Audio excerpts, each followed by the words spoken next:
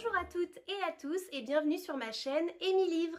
Pour rappel, j'ai démarré un challenge vider ma palle, palle qui signifie pile à lire, pour ceux qui ne le savaient pas puisqu'on m'a posé des questions. Et on avait vu dans ma première vidéo que j'avais dans ma pile à lire 25 livres non lus chez moi. Donc mon objectif était de terminer cette pile à lire avant la fin de l'année 2025. La première semaine de lecture, j'ai enlevé 5 livres, 4 romans et un graphique que j'ai abandonné. Et cette semaine, j'ai bien avancé également. Je vais vous présenter donc les livres lus sur la deuxième semaine. Le premier, c'est L'école du bien et du mal, tome 2, Un monde sans prince. Et j'ai adoré. Je vais vous remettre dans le contexte. J'avais regardé le tome 1 en film sur Netflix, L'école du bien et du mal de Soman Chainani. D'ailleurs, c'est un auteur masculin. Ce sera le deuxième auteur masculin que je vais lire cette année. Et je suis plutôt contente qu'il n'y ait pas que des femmes, mais également aussi des hommes. Et dans le tome 1, ou dans le film 1, que je vous conseille vraiment beaucoup puisqu'il est vraiment super bien, eh bien on se retrouve avec Sophie et Agatha, qui sont des meilleures amies, très différentes l'une de l'autre. Sophie, blonde, qui se sent princesse, et Agatha, métisse, cheveux noirs, qui elle est plutôt vue du côté sorcière, puisque sa mère est une guérisseuse. Et voilà, Sophie va découvrir à la bibliothèque, ou en tout cas dans une boutique de livres, voilà, qu'il y a un monde à part qui s'appelle Galvadon. C'est où il y a deux écoles de magie, une école du bien et une école du mal. Et c'est pour cela que certains enfants sont enlevés et emmenés au loin, loin de leur famille. Et Sophie, elle veut absolument aller dans l'école du bien. Donc elle emmène sa meilleure amie une nuit dans la forêt et elle se retrouve enlevée par des créatures surnaturelles et elles sont emmenées dans ces écoles. Malheureusement, ça ne se passe pas comme Sophie aimerait, puisque la belle blonde princesse se retrouve dans l'école du mal et que Agatha, qui n'a pas confiance en elle, qui est toute réservée, elle va aller dans l'école du bien. Et du coup, c'est vraiment un film extrêmement drôle. Moi, j'ai beaucoup rigolé. J'ai beaucoup aimé et du coup, je vous conseille vivement d'aller le voir. Il était trop bien. Et du coup, on se retrouve dans le tome 2 de l'école du bien et du mal et on poursuit les aventures de Sophie et Agatha. Je ne peux pas trop vous en dire plus si vous n'avez pas vu le film ou lu le tome 1, mais en tout cas, ça va de nouveau se passer à Galvadon. Et du coup, quand on voit la fin du 1, voilà, il y a eu des actions, il y a eu des choses qui ont été faites dans ce monde de magie, ce monde de contes. Eh bien, ça a impacté ce monde-là dans le tome 2. Voilà, et le monde est complètement changé, complètement différent. Et du coup, Sophie et Agatha vont se retrouver dans un monde qu'elles ont connu, mais qui n'est plus le même. Et du coup, je vous le conseille, mais à 100%, il est vraiment super bien. Et en faisant des recherches, j'ai vu qu'il y avait un tome 3, donc j'ai trop hâte de le lire. Surtout que la fin du 2, on pourrait croire que c'est une fin en soi, il n'y a pas forcément besoin de suite, mais il y a complètement une série avec 6 tomes, 6 livres. Donc j'ai hâte de pouvoir lire la suite et du coup, je pense que ce sera pour l'année prochaine, pour 2026. Voilà. J'ai vraiment adoré, ça je vous le conseille à 100%. Et puis on retrouve vraiment les héroïnes, on va douter avec elles, on va stresser pour elles, on va vivre leur amitié à travers elles. Et puis il y a tellement d'épreuves en amitié que c'est vraiment exaltant. Voilà, donc je vous le conseille. Et puis dites-moi si vous l'avez lu et ce que vous en avez pensé. Voilà, donc c'était ma première lecture de ma deuxième semaine. Le deuxième livre, Les fleurs bleues n'ont pas d'épines de Nina Lan. Donc, je vous avais parlé de ce livre dans ma première vidéo et je vous avais dit que c'était le livre auquel j'aurais le plus de mal à entrer dedans. Parce que dans le résumé, on nous dit que Kat va à New York pour un nouveau travail, qu'elle démarre une nouvelle vie et que tout se passe bien au niveau de son travail, au niveau de son appartement, au niveau de ses collègues. C'est vraiment tout est beau, tout est rose, mais qu'il y a quelque chose de sombre qui va apparaître. La phrase de fin, c'était « Chacun va devoir affronter ses démons et dépasser ses préjugés, mais comment trouver l'amour et laisser la justice triompher ?» Donc, on se demande comment ça va se terminer. Et moi, je me suis complètement trompée sur ce livre. J'ai adoré. Il est trop bien, je vous le conseille. Donc, on part bien sur c'est une romance, hein, on part bien sur une histoire d'amour entre Kat et deux autres hommes. C'est un triangle amoureux. Et sauf que on n'est pas sur l'histoire. Enfin, c'est une romance, mais on n'est pas sur l'histoire de Kat et que de Kat et de des deux hommes dans l'histoire. On est sur les harcèlements au travail. Ce livre, il va aborder le thème du harcèlement au travail et je trouve que c'est un thème super important et que c'est super bien qu'il y ait des auteurs qui abordent ce sujet, surtout pour les femmes hein, qui subissent du harcèlement sexuel au travail. Donc, à ne pas mettre entre toutes les mains pour ce tome-là. Voilà, mais ça reste assez... mais ce n'est pas aussi sombre que ce que je pensais. Pas du tout. Donc allez-y. Et j'ai adoré la fin. Je m'y attendais pas du tout. Voilà. Vraiment cette semaine j'étais assez surprise par les fins, même pour l'école du bien et du mal. C'est vraiment la fin, enfin l'auteur... je reviens dessus, mais c'est un peu comme ici. Enfin, c'est vraiment, on s'attend pas du tout aux fins et voilà, aux fins des livres. C'est vraiment surprenant. J'ai été surprise à la fois dans ma première lecture et ma deuxième lecture. Et Nina Lan, elle a vraiment une plume, elle a vraiment une belle plume. Et j'ai vu qu'elle avait sorti d'autres livres après celui-là. Donc en 2024, elle a sorti un livre sur la fantaisie. Donc c'est La Tisseuse de Vent. Donc je vais voir si je me lance dans un roman fantasy de Nina Lan. Mais ce qui m'attirait le plus, c'est qu'en 2025, cet été, elle a sorti une autre romance. Donc c'est une histoire d'amour, de mystère et d'accords inattendus. C'est l'histoire d'amour qui se déroule en Bretagne dans un château.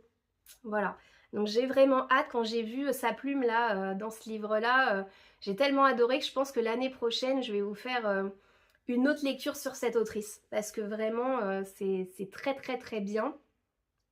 Et j'ai vraiment hâte d'en lire d'autres. Voilà. De lire d'autres romans. Donc celui-là, je vous le conseille également à 100%. Il est fluide, il se lit vraiment bien, c'est assez prenant et le sujet est super bien, le thème, voilà, est très très bien. Voilà, donc allez-y. Et enfin, mon troisième livre, parce que j'ai lu 3 livres cette semaine, c'est La prophétie maudite de P.C. Cast. J'ai beaucoup aimé ce livre, mais j'ai préféré L'élu d'Epona. L'élu d'Epona, c'est l'histoire de Shannon, qui est dans notre monde, et qui se retrouve projetée dans le monde des dieux, et qui va prendre la place de Rhiannon, une déesse, voilà, l'élu d'Epona, on appelle ça, et elle est complètement perdue dans ce monde-là, elle ne connaît rien à rien, et elle va devoir épouser un centaure. Voilà, et donc c'est très très très drôle. Moi j'ai adoré, c'était drôle. Et bon, alors il est assez ancien ce livre-là, mais on peut le qualifier de romantasy complètement. Et comme j'avais expliqué dans ma première vidéo, mais je n'ai jamais lu d'autres livres entre une humaine et un centaure. Donc c'était extrêmement drôle, vraiment très bien. Et dans ce livre-là, donc on est bien plus tard, voilà. Et le souci, c'est que je me suis complètement plantée. Parce que ça, c'est le tome 4. Et oui, voilà, c'est le tome 4. J'étais complètement à côté de la plaque. Donc, Les du Dépona, c'est le tome 1 avec Shannon qui se retrouve projetée dans le monde de Partholon. Dans le tome 2, on la retrouve, cette héroïne. Dans le tome 3, c'est son enfant. Et le tome 4, donc c'est celui-là. Rien à voir. Et il y a même un tome 5 avec son frère. Et du coup, alors ça se voit pas du tout quand je lis le livre, ça se voyait pas du tout parce que c'est après.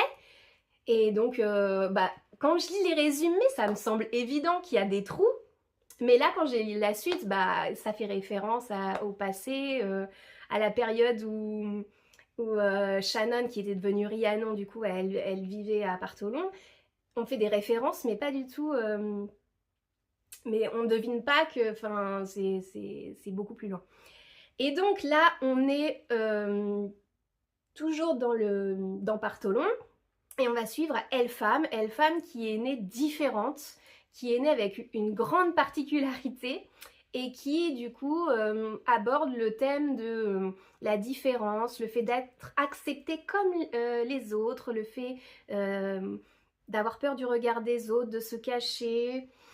Et c'est vraiment bien écrit, bien fait, on ressent vraiment tout ce que peut ressentir Elpham. Pour elle, elle a un handicap, alors qu'il y en a d'autres qui ne la voient pas du tout comme un handicap, mais plutôt comme une déesse. Il y en a d'autres qui ressentent de la peur par rapport à elle. Elle ne sait pas comment gérer ses émotions, ses sentiments par rapport à ça. Et du coup, elle va rencontrer Loclan, qui lui aussi est à part, qui lui aussi n'est pas accepté dans ce monde-là, qui lui aussi a ses différences. Et du coup, comment s'aimer, comment former un couple alors qu'on est différent, qu'on risque de ne pas être accepté, avoir peur du regard des autres, etc. Et j'ai trouvé ça vraiment très beau. C'est une belle histoire d'amour qui demande du courage, voilà. À la fin, j'ai versé une petite larme parce que voilà. Par contre, je vous préviens, là il y a un trigger warning à ne pas du tout mettre entre les mains de tous et de toutes parce que dans ce monde il va y avoir un combat avec le côté malveillant, le côté sombre de ce monde-là. Donc il y a en gros un combat entre le bien et le mal et c'est assez déplaisant, on va dire, assez voilà, enfin c'est pas du tout à mettre dans les mains d'enfants, de jeunes, voilà. Donc voilà. Pour un adulte, enfin moi je suis hyper sensible par rapport à ça et non, moi ça m'affecte pas du tout, hein. Ça m'a pas affecté du tout, j'ai ressenti des petites émotions sur le moment mais ça m'a pas impacté, ça n'a pas été violent, ça n'a pas été, j'ai pas eu peur quoi. Voilà, mais faire attention. Celui-là pas du tout, il n'y a pas de violence dans celui-là. Mais bon, il faut quand même passer par le tome 1 pour pouvoir au moins lire les autres, même si c'est dans le désordre. Donc voilà, j'ai adoré, j'ai bien aimé. Alors mon coup de cœur, c'est le 1. Là, celui-là, j'ai bien aimé, mais j'ai préféré vraiment le 1. Il est vraiment super bien. Donc voilà, j'ai 3 livres en moins, donc on est à 17 livres dans ma pile à lire. Donc je suis très contente, il m'en reste 17 avant la fin de l'année. J'ai une lecture en cours, c'est J'ai kidnappé un mafieux pour Noël de Kate Lees. Et là j'en suis au chapitre 9. Voilà, j'en suis au chapitre 9 et j'adore. J'adore, c'est trop bien. J'adore ce genre de livre avec ce genre d'humour. C'est une fille, elle veut absolument que sa famille soit réunie pour Noël parce que sa mère, son rêve, c'est que son frère soit là. Et du coup, elle se dit, bon, je vais tout faire pour réunir ma famille et que mon frère soit là. Et du coup, avec ses copines, elle prépare un plan pour kidnapper son frère et le ramener pour Noël. Sauf qu'en fait, les copines et elles se plantent totalement. Elles enlèvent pas du tout le frère. Et du coup, elle se retrouve avec un mec dans son camion et elle arrive chez ses parents, elle l'ouvre et c'est pas son frère. Donc moi j'adore tout ce qui est absurde, tout ce qui est improbable. Le mec il sait pas ce qu'il fout là. En plus c'est un mafieux donc il est dans un milieu, il se fait enlever, il pense que voilà c'est dangereux, enfin il va subir plein de choses et tout. Alors que non, il arrive dans une petite famille normale qui fête Noël, que quand il arrive en plus il est minuit, ils ont tous avec des pyjamas de Noël, enfin je veux pas après en dire plus mais vraiment il se dit mais je suis tombée où? Et du coup il va se faire passer pour son petit ami pour le début de l'histoire. Et j'adore déjà le début parce que il y a des petits regards, il y a des petits pics lancés, enfin c'est vraiment une lecture mais qui est fluide, qui est tranquille, qui se lit bien, voilà, j'adore ce genre de romance, ça me fait pétiller les yeux là, j'adore. Voilà, donc je vous le conseille. Évidemment, j'ai pas fini de le lire, donc je vous en parlerai plus quand j'aurai terminé. J'ai vu que Kathleen, elle avait écrit d'autres livres, un autre sur Noël et un autre sur Halloween, et j'ai lu les résumés. Moi, c'est celui d'Halloween, il me tente trop. Je vous en parlerai, mais celui d'Halloween, il a l'air trop bien. Donc, donc je vous en reparlerai et puis bah, je vous dirai, mais il y aura également une autre lecture de cette autrice l'année prochaine. Et pour terminer, je vous présente ma prochaine lecture. Voilà, j'ai déjà commencé. C'est Winter House Hotel de Ben Gutterson. Donc, je vous en parlerai dans ma prochaine vidéo puisque, comme vous avez pu le remarquer, maintenant, pour ceux qui me suivent activement, en tout cas ceux qui me suivent activement, je voulais vous remercier et bienvenue du coup au nouveau sur ma chaîne. Mais je poste tous les vendredis soirs, voilà. Je me suis fait un petit rythme, alors peut-être que des fois il y aura plus de vidéos ou moins de vidéos. Je vais voir comment ça se passe pour les fêtes de Noël et le jour de l'an. Ce sera peut-être un format différent, mais en tout cas ça me fait énormément de plaisir de faire ça. Et j'ai hâte de vous parler de mes prochaines lectures. En tout cas, je vous remercie. Si vous avez aimé cette vidéo, n'hésitez pas à mettre des commentaires en dessous. Si vous ne savez pas quoi dire, mettez un emoji livre. Mettez également un pouce, voilà, un like. Abonnez-vous à ma chaîne et juste en dessous, pour me soutenir, il y a ma wishlist. Vous pouvez m'envoyer des livres, ça me fera une vidéo ouverture de colis. Voilà, en tout cas, je vous fais des gros bisous et je vous dis à la prochaine. Salut!